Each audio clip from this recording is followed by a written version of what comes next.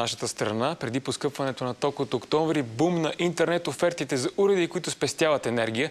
Какво получаваме, когато си купим устройство, на което цената му е колкото месечната ни такса за електроенергия? Борислав Азаров провери. Добър вечер, Боби.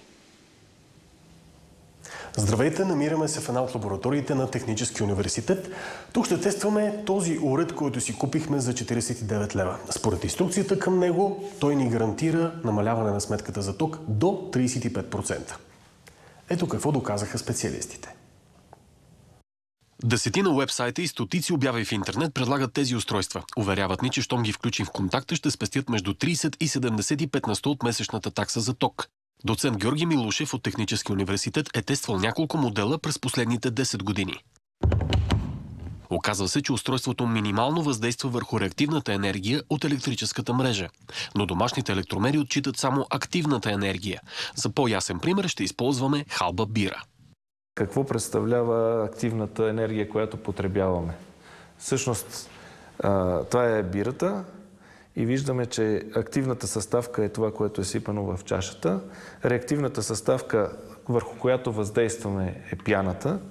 И това е пълната енергия, която всъщност ние с това устройство може това да го снижим, но активната си остава същата. Тоест, това, което отчита електромера, си остава едно и също. Устройството не вреди, но и не помага да спестим повече от лев на месец, твърдят специалистите по електротехника. В това се уверихме, след като го тествахме с включени 2 вентилаторни печки и компютър. От началото на годината в Комисията за защита на потребителите са постъпили над 20 сигнала за тези уреди.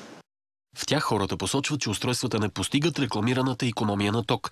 Няколко лабораторни експертизи доказват това и комисията е уличила 2 търговци в нелоялност.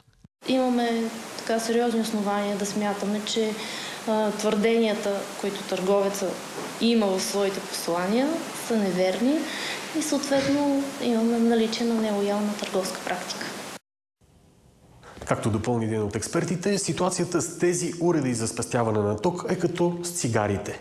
Те не са забранени за продажба, но всеки решава дали да ги купува и ползва.